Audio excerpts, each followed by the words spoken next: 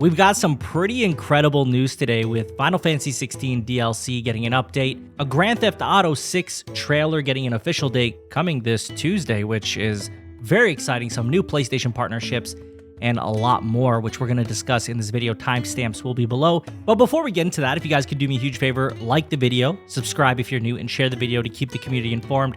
Quick apology, I've been very sick lately, and I'm trying to just get back up to speed on everything and getting that content rolling again. So forgive me for the delay on some of this stuff, but some of the stuff is actually new just from today. So let's start with this Final Fantasy XVI DLC update, which I got from @Genki on Twitter.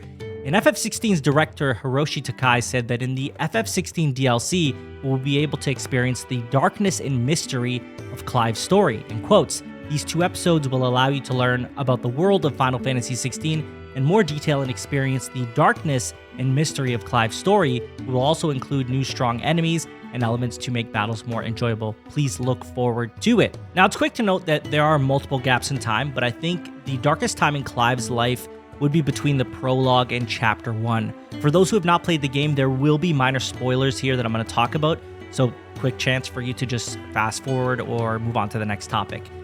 After Clive loses his brother Joshua, his father, and the betrayal of his mother, this leaves Clive in the deepest and easily the darkest point of his life. Like, if you played the game, you know what I'm talking about. He actually references doing terrible things he regrets multiple times throughout the game, which would all go back to before meeting Sid and reuniting with Jill, as after those points, he obviously has turned a new leaf and looking to make a difference and make a change in the world. So for me, it would have to take place before that, and that 7-year gap is a big gap where they could make this DLC take place.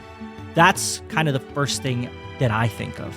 There is also the discussion of adding new strong enemies and elements, and I think that's to address the lack of difficulty in the game. Obviously, the base game was not difficult, even if you played on Final Fantasy mode, which I'm going through right now. I've yet to come across any points where I'm just like, wow, this is really tricky.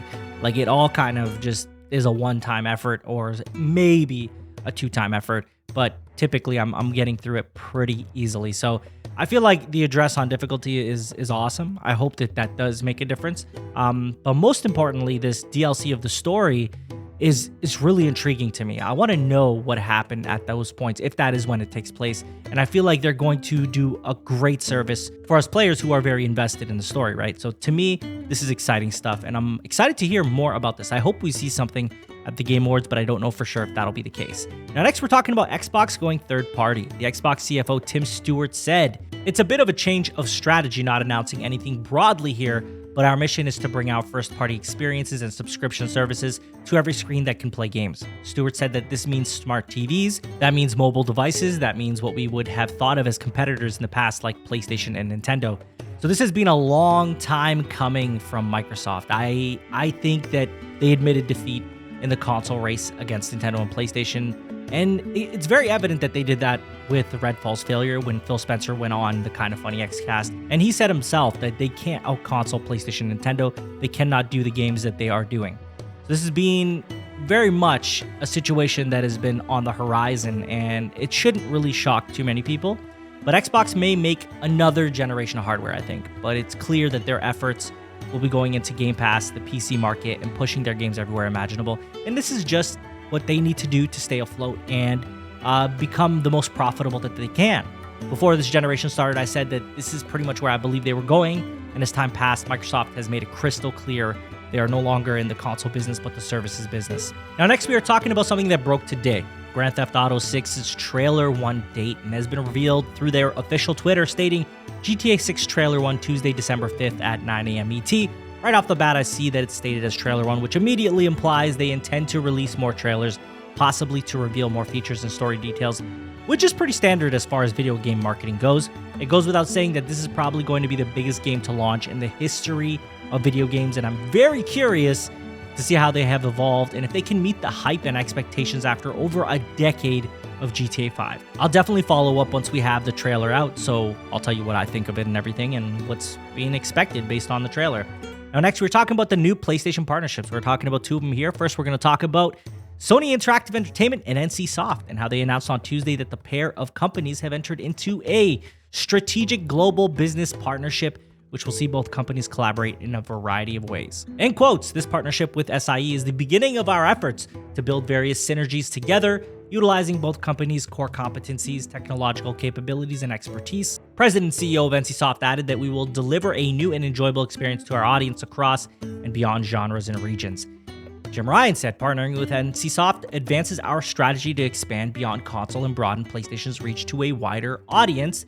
Like SIE, NCSoft shares a similar vision in creating high-quality, impactful entertainment experiences for players everywhere, and altogether, we're excited to collaborate to push the boundaries of gaming further. NCSoft has mostly made MMORPGs, and I actually remember playing Guild Wars 2, but they've done mobile games as well, and their next project is titled Project G.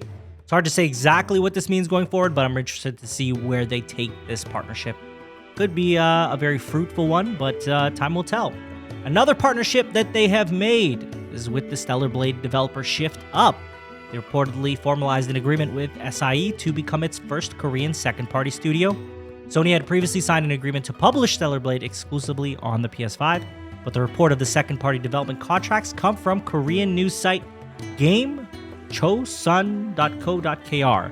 So according to a translation of the article, the agreement between ShiftUp and Sony was signed on November 24th. The article claims that alongside handing over Stellar Blade's publishing rights to Sony, the studio has joined SIE's second-party partner program. So this seems to be a new approach for deals, given Sony can't just simply acquire the industry like its competitors. It's got to make deals, it's got to make contracts, it's got to make agreements for, timed exclusives, second-party exclusives, and I think as long as this fosters great games and supporting teams to make the best projects they can, I am all for it. Stellar Blade looks incredible, but also did miss its 2023 window, so here's hoping we see it in 2024, but time will tell. I think if we see more of these partnerships, I know they have the China program and they have the whole Korea thing, and I think they have a lot of intentions to bring more of those games over and giving them the resources they need in order to create their projects. I think it's going to be a huge boost to them, and I think that we're going to see these projects end up coming out a lot better with the support of SIE, as we've seen their support elevate a lot of other games as well. So I don't see why it wouldn't do this for ShiftUp as well. I feel like this is definitely something that we can expect. But that about wraps it up for today's video. I would love to hear from you guys on all these topics. What do you think of these partnerships? What do you think of Xbox looking to go third party? Do you think Grand Theft Auto 6 is going to live up to the hype? And are you excited for Final Fantasy XVI DLC? Make sure you let me know in the comments. As always, if you enjoyed the video, please hit that like button. If you did not enjoy the video, hit the dislike button, subscribe if you're new, and share the video to keep the community informed. Again, I apologize for sounding off because I am sick right now, but I did want to make some content because it's been quite a while, so forgive me for that. As I'm recovering and I get to 100%, I'll definitely be back, full force content on deck, like, the news coming out regularly. Thank you all for watching. You guys have a good one. Take care.